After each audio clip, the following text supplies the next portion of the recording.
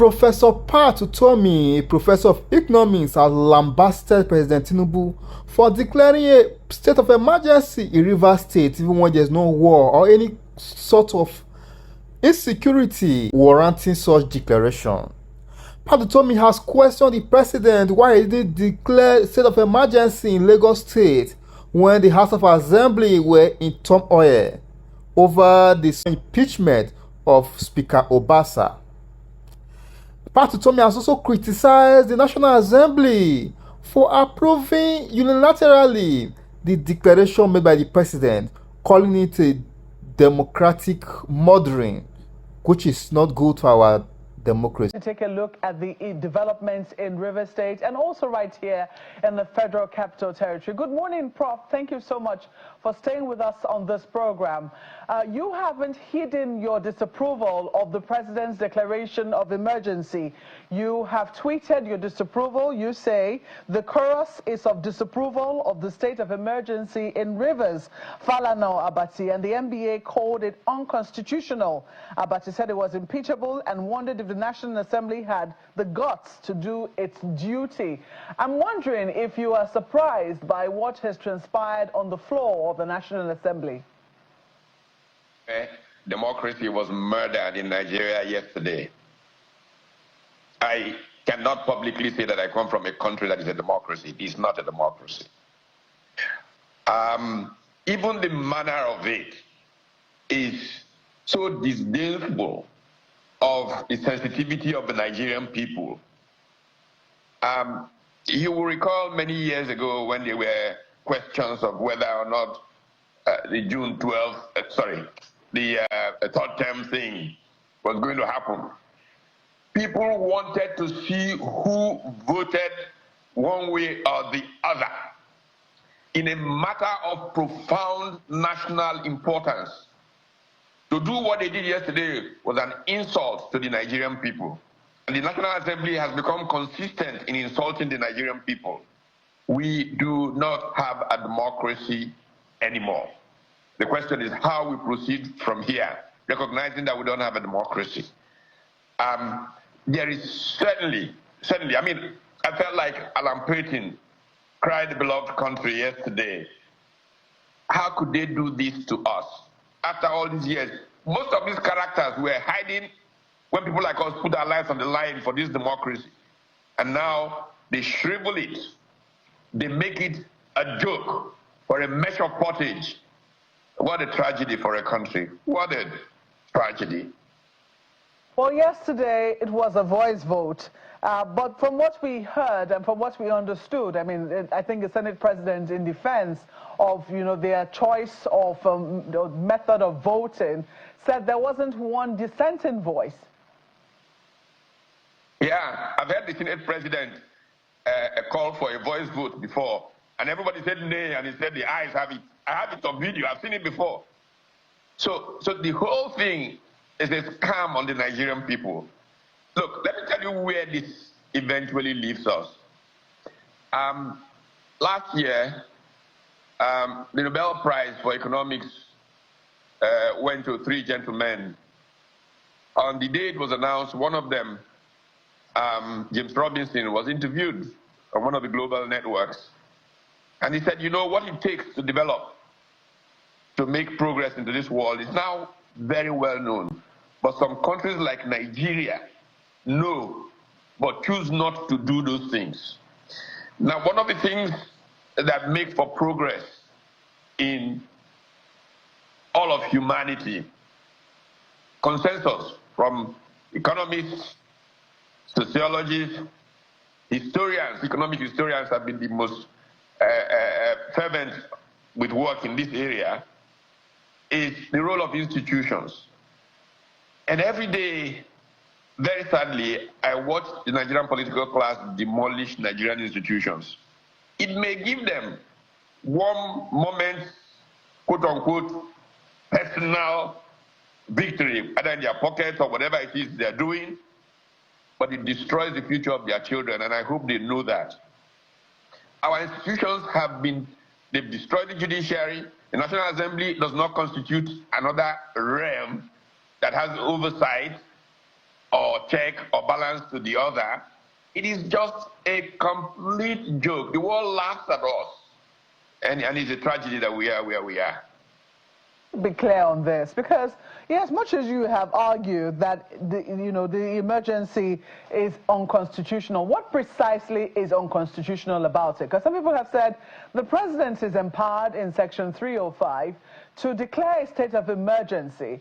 What it would seem a number of people have taken objection to is his suspension of the governor and the House of Assembly. Is that what you take objection to as well? That is not even.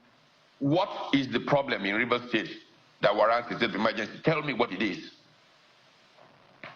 When pipelines were going like popcorn in River State, was there a state of emergency? Why did he not declare a state of emergency in Lagos State when the assembly was tossing back and forth? Why Rivers? There is something about fairness, equity, and just pure decency. And I don't see it here. And I think that's a shame that they want to rubbish the democracy that we all fought so hard for. But karma, it comes back to haunt everybody. Unfortunately, we're going to stay in poverty for a long time because of the conduct of these kinds of people in public life. So let's be clear, you are not in support of a declaration of an emergency in River State, because I'm looking at the president's statement here. He says, with the crisis persisting, there is no way democratic governance, which we have all fought and worked for over the years, can thrive. So according to him, he's also defending democracy in River State, and that's why he's declaring this. But you see the need for that. That's not true at all. Obaseki and Edo State faced very similar circumstances. There is nothing that the chap in Port Harcourt has done that Godwin Obaseki did not do. And so why was a state of emergency not declared in Edo State? Look, let's be fair. This is supposed to be a case of two fighting. Who are these two fighting? Let's name them. And over what are they fighting? And why do a whole people have to bear the brunt of these outsized egos who are damaging the peace of all for whatever it is they claim they are fighting, which is not in our constitution? We don't know anything about fathers or godfathers in our constitution. And one man can sit in judgment in his own court where he is an active partisan and make these kinds of choices, and the Nigerian people just sit and watch. That's tragedy for our country. Tragedy. I know my colleague Ayo has questions for you. Thank you. Thank you, Markwe. Prof, one of the issues a number of people have wondered is, and I'll ask you as well, because I've asked a few people before, but this is the angle to it with you, Prof. Now, the state of emergency is in place, and the executive and legislature are at variance with each other in very strong, clear, unequivocal terms. They have both flouted the Constitution at various times, and nothing happened to anyone. And then, given the threats, according to the president, of imminent threats of danger, he put it in that statement, it was ripe for a state of emergency. The Constitution is silent on what happens when the state of emergency is in place, what happens to the governor, what happens to the legislature. So what, in your opinion, are the options open to the president? Given that the two factions, the executive and the legislature, are at variance in strong terms, and that the reasons for the call for the state of emergency? Well, first of all, I want to ask you to show me. I just said in response to Maokwe, I gave examples. Edo State, Lagos State, and places where executives and legislatures have been at variance. Nobody declared a state of emergency. in state of emergency, there is harm, they say, that can come. From who to who? Let's see those intelligence reports that said this person is going to do that. I've just seen a release by COP, opposition coalition, in which they rebuked the Attorney General for daring to suggest that Siminalayi, the governor of Rivers State, was responsible for pipeline explosion. And I've said before on this program, there was a time when Nigeria went into a recession because pipelines were going off like Christmas crackers. And we didn't see a state of emergency declared. Why now? Right. No, it doesn't make sense to me.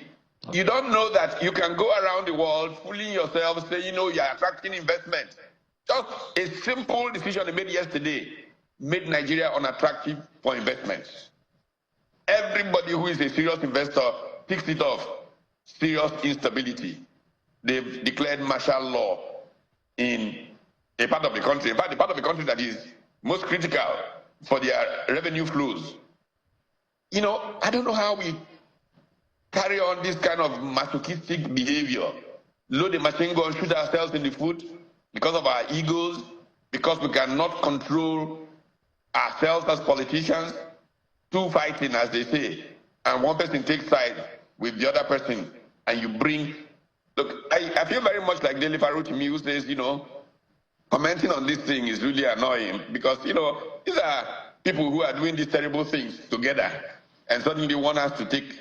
If you have to take a position, take it in the interest of history, not because this side is better than that side.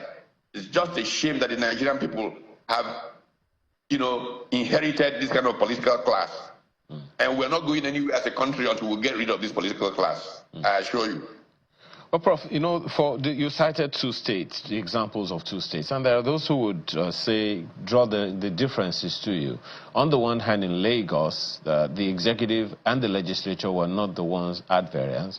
It was the colleagues within the State House of Assembly that were at variance with each other and had nothing to do with the state government per se, the executive arm of government per se. And as for Obaseki, there are those who would ask you, if it happened during the government of Obaseki in Edo State and the president at the time didn't do anything, does that make it right? So what piece was damaged enough in Edo State to have warranted that? I'm just giving you one sliver, just a little bit of the consequences for the Nigerian economy of that decision. Because when they get into these political things, they don't think more broadly. I've told you about a current winner of the Nobel Prize in Economics. I said, look, Nigeria is basically irresponsible. That's why its economy is not growing. And people are suffering, dying of hunger. There's poverty in the land. Instead of focusing on how we can create a developmental state that cares about the people, people go to the National Assembly, take money, and rubbish their country, and make it a place that's not attractive for investment. There will be judgment. I assure you, there will be judgment.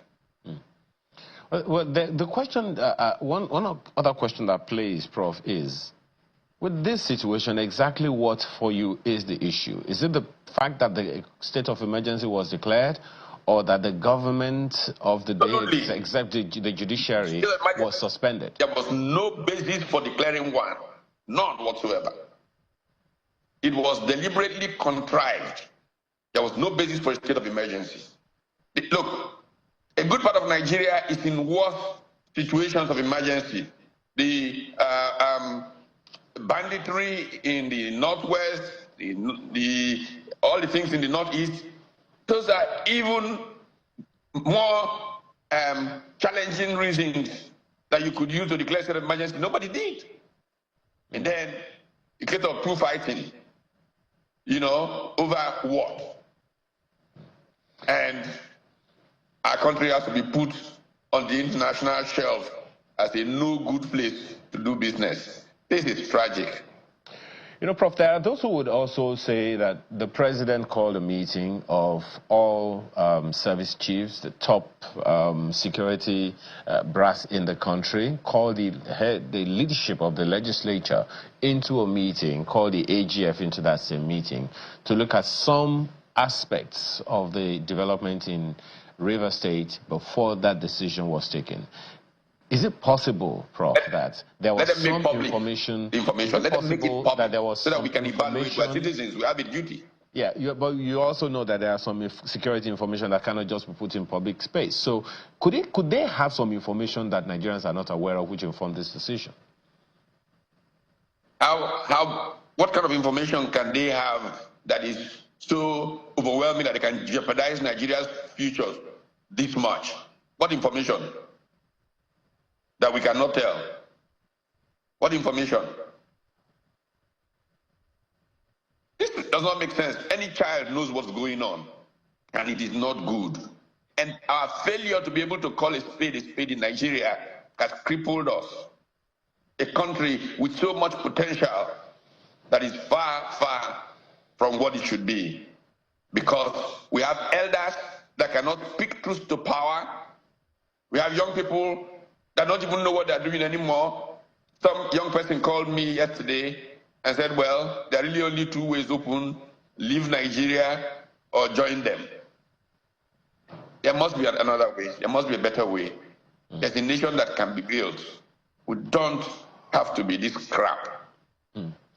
All right, Prof, you said something earlier that the way forward is to look for a way around the situation. What we do now is, what is important now is what we do hereafter. Now, with the National Assembly having legitimized the state of emergency, which way forward do you see? Well, they can undo what they did. There have been many occasions where for example, this business of voice vote for such a critical thing is not acceptable in a decent society. They can unwind that voice vote. Look,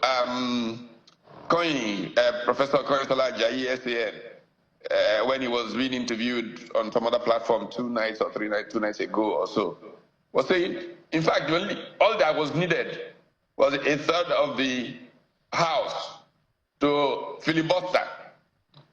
But these corrupt fellows in the National Assembly will not even try to give an alternative way a chance.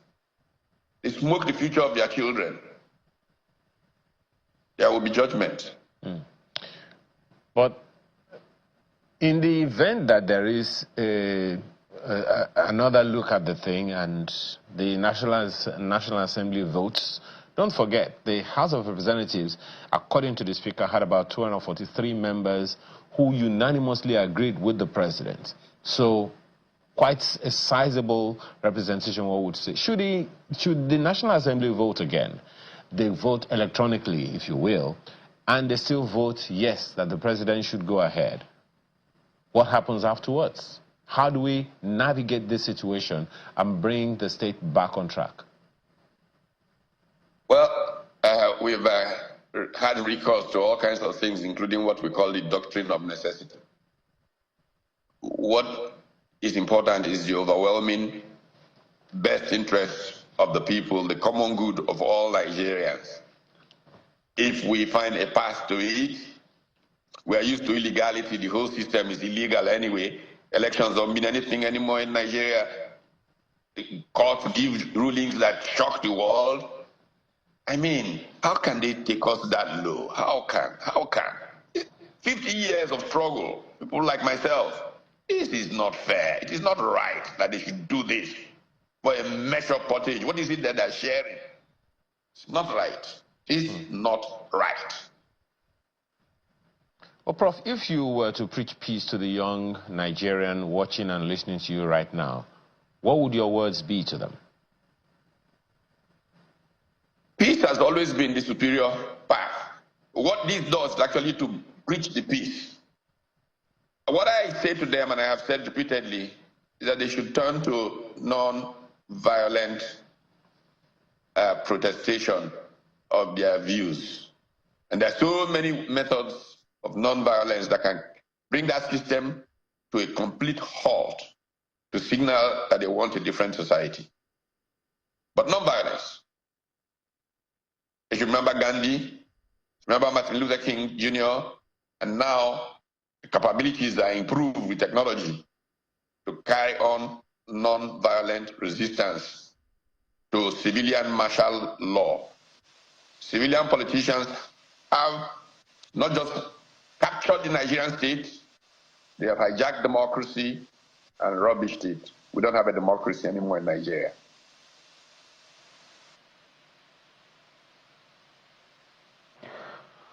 Prof, you did make reference to Edo as a situation where, we experienced the same sort of thing and nothing happened. A situation which many have described as less than ideal. From what you witnessed and what we all witnessed in Edo, what do you think should have transpired? Because a number of people thought it was totally wrong that lawmakers validly elected were not sworn in and allowed to act and participate in what was transpiring in the activities of the House of Assembly. Well, surely if the judiciary worked in our country, and that's why we have checks and balances, if the judiciary worked, the judiciary should have been the arbitrating authority to sort what happened in Edo State out. But, fundamental to governance is the concept of legitimacy. And if anybody wants to understand this more, go and read Simon Martin Lipset. The idea that the state in post-colonial Africa has become increasingly lacking of legitimacy makes it unable to carry out its other functions effectively. And so if people are poor, it's partly because of that. So if we're going to really have a working country, we need to begin to rebuild our institutions. I've challenged the Nigerian Bar Association many times. They owe us something. Look at Pakistan, the way the lawyers even went on the streets to get their judiciary right. But the Nigerian Bar Association has allowed the judiciary to drift to a point where it has lost the respect or the trust of the Nigerian people across the board.